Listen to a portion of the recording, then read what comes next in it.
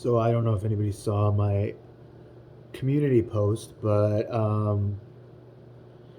yeah, last night me and Steve were on our way out of town, and we had just gotten out of the gas station, and we turned and we were driving, and the next thing I know, there's lights coming at me. It was raining, so it was already hard to see, but the headlights were literally on me, and Steve starts screaming, and all of a sudden we're hit. We're hit head on.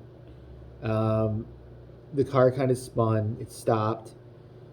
Um, Black smoke started to come in.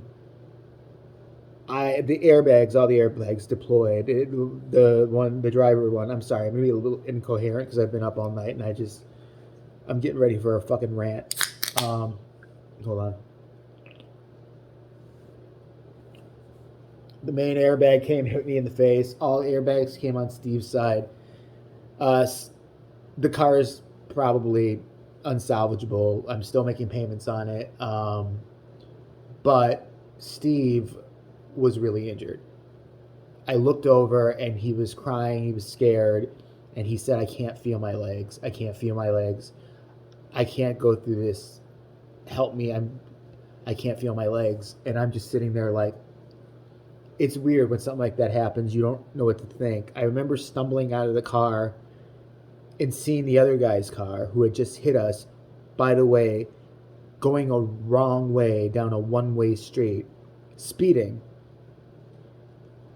And this happened in Chicago, Illinois. Well, actually, Melrose, Franklin Park. Yeah, Franklin Park, Illinois. And I'm saying where it happened because I hope to God that this motherfucker that did this shit sees this video because I'm going to tell you exactly what I think about you. And I have. Anyway, Steve was. I could see he was bleeding. I have a bruise here. I got a big bruise on my leg, and my head hurt. I kind of stumbled out of the car, and then I realized Steve was not moving out of the car. And he's just like, he said, I can't move my chest. I can't move my chest. I'm wondering if he has internal injuries. So then, luckily, it was a busy street. Everybody just kind of came out and stopped their cars. These people were so great. And if any of you watch this channel, I really, really want to thank you when you happen to be there. I mean, you guys were awesome. These people went above and beyond. I got out, and this is before I go back to Steve, and there was a woman, she comes up to me, and I wish I knew who she was, and she's like, okay, I'm going to call the police. Don't worry, I'm going to call the police. She called the police, and she called the firefighters, and then I remember saying, where is he? And she pointed, and she said, he's trying to get away. And I see this fucking asshole with a cap, and he's literally walking out of his car, and he already walked out of his car. He was down the street, and he was on the corner, and going around the corner, he kept doing like this. You know, if you're swatting a fly or you're swatting away somebody who's trying to sell you something. And I remember yelling something at him, and the woman, who's like an angel, she told me, she's like, no, no, no, you got to stay here, because I think I was ready to get him. I don't know what I was thinking. So I sat down in the car and I turned my attention back to Steve, who's still really, really scared. All of a sudden, there's police, there's paramedics. Cop came around to my side, firefighters, a bunch of people came around to my side and his. They were trying to calm Steve down. They couldn't get my door, his passenger door open. When we hit, the last thing I remember was Steve screaming, oh my God. No, he said, Jason, watch out. Jason, watch out. I have to tell you, it was a semi-dark road, but there was no one in front of us. There was no one going the wrong way. I don't know how I blinked. I'm guessing, and I don't know this for sure, that he hopped over the lane into our lane, and he was going the wrong way, and he hit us. And Steve was fucking terrified, and yeah, and then he thought he was just going to walk away. So anyways, basically, they asked me if I needed to be seen. I said I didn't know. I didn't know if I was really hurt. I didn't know. I knew Steve was really hurt. So they took me in an ambulance. They took him in an ambulance to the same hospital. We get there. I got checked out. I basically am just bruised up. There's nothing wrong. I'm fine. There's nothing wrong with me. I'm really bruised up today, but it's basically I'm just going to be really fucking sore for a while. I saw them take Steve, and he's got this thing on his neck, and he's in a room, and I could hear him asking where I was at. And I'm just sitting there like, even at a time like this is why I'm friends with this guy. And you know what? For all the trolls and everything come out and try to come at him, there's a special place in hell for you. There really is. He's way much more better of a person than you'll ever hope to be. So he's in another room. A woman came in and told me that my brother was looking for me because he always calls me his brother. And so I said, listen, is he okay? Is he okay? And she said, yeah, he's going to be okay. By the time I was done, it took so long at the hospital. We got the CAT scan. I got the CAT scan. I got the x-ray. All of that should have just, that all took, I can't even think. Sorry if this is a little incoherent, but it's going to be. So they wanted me to wait for the neurologist to look at my CAT scan, but everybody else had, doctors had, and they said it was okay. No one was coming back for me, and then the guy comes in with the information, and he wanted my insurance and all this other stuff, and I just looked at the guy and said, I'm not fucking paying for this.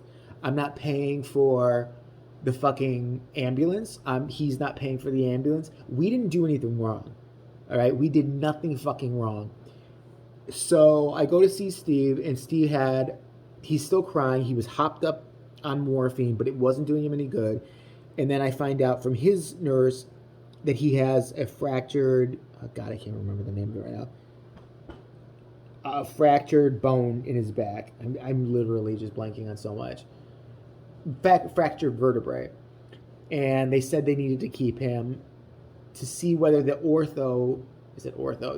To see whether the guy who would operate on your back would need to operate on your back. They didn't think so, but he was in so much pain. I just couldn't believe it. And I go to Steve.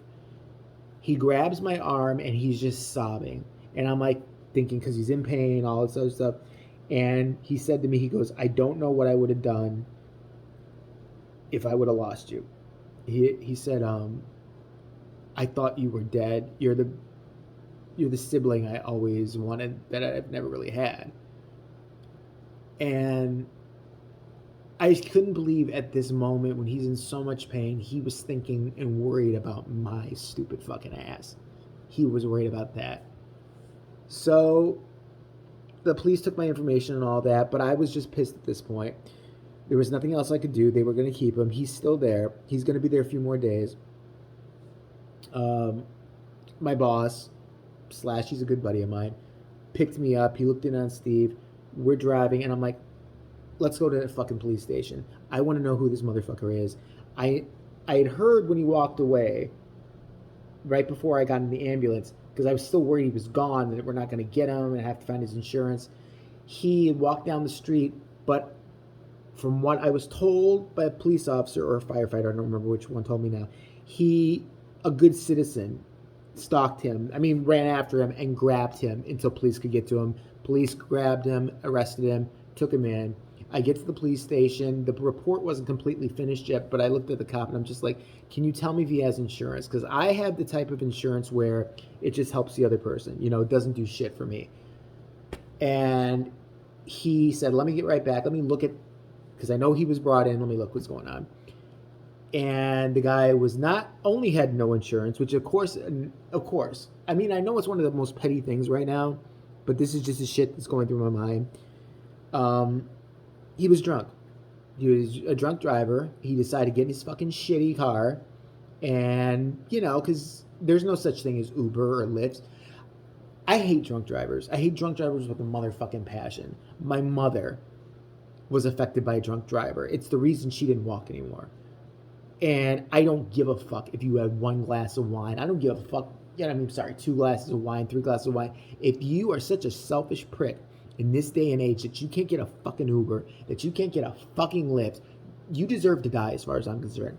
I don't give a shit if you wipe out. I don't give a shit if your head goes through the fucking windshield. You fucking deserve it. I don't feel bad for you at all. But the fucking balls that it takes, and I know they're impaired because they were drunk. Well, you know what? I used to drink a lot when I was 21. I quit drinking at 21, which is no easy feat when you're 21 and people are still drinking and all your friends are.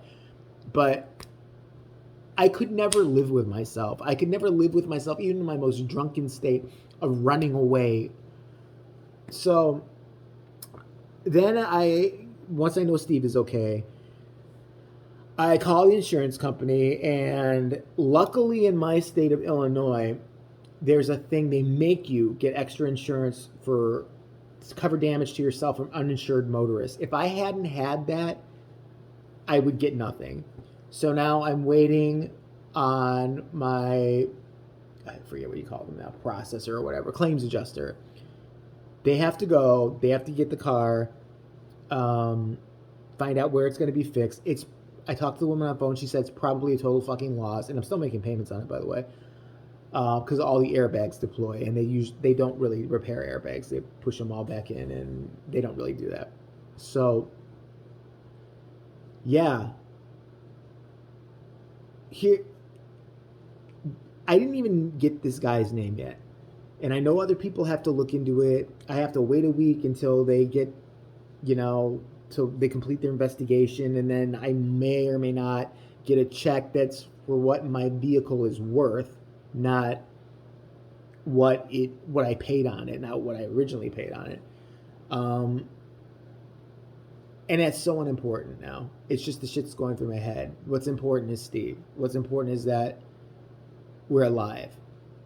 We should not be alive right now. There's no way in hell when I saw the car, the front end that caved in, the smoke that was coming in, there's no reason why either one of us should be alive.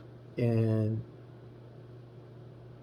I think I'm still in shock, but I'm fucking angry.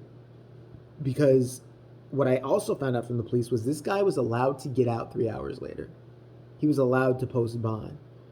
Are you fucking kidding me? And I'm not blaming the police. They were really great, this police department. But the fact that this dumb motherfucker can get out after 3 or 4 hours, I think it was, of being there. You've just drinking and driving. You have no insurance. You don't know if we're alive or dead. You know nothing about us.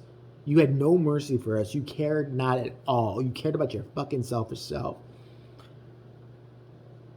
I don't know what kind of person that is, but you are the biggest. Well, I do. You're the biggest piece of shit that's ever walked the fucking planet. I have contacted an attorney. They say it can be a little rough because if he doesn't have insurance, he probably doesn't have any money. I don't care. Right now, Steve needs help to get through this. I need just to calm down and have a nap. I haven't even slept yet. It's been almost 24 hours. I need this guy to be held responsible.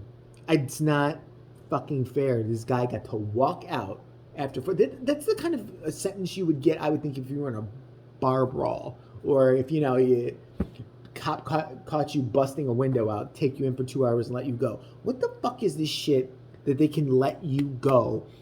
He had to still been intoxicated. If you were that fucked up 3 or 4 hours later, I'm pretty sure your blood level, you're still fucked up. And whoever bailed him out, fuck you too. So, yeah, I want to be petty as fuck. I hope he has a house I can take away. I hope I can make this motherfucker homeless. I don't care about his wife. I don't care about his kids if he has any. I don't really give a shit because you didn't give a shit about us. All right? And I almost don't care if it's going to cost me, not that I have any money, but I almost don't care that it'll cost me some money. I might not get a lot back. It's worth it just to see you suffer. It really is, because of what you put us through. You didn't care. You left us on a cold road in a rainstorm, and you were just going to walk the fuck away. So obviously I'm going to be off YouTube for a few days. I was supposed to do the podcast with Eric, and we're doing one for Halloween. I will probably do that within the next few days, because I really do want to get that done, and it might help me to clear my head. But I just want to thank everybody and let you know what's going on. If you have any questions or any thoughts and prayers, or any way you want to say something in the comments below, that'd be great. I'm still worried about Steve. He's still in the hospital. He's going to be there a couple days. He's kind of incoherent because he's on a lot of pain medication, which is probably the only good thing that came out of this whole fucking thing. All right, so that's what's going on. That's why I won't be on for a while. And yeah, that can actually happen. I still can't believe it happened. I can't.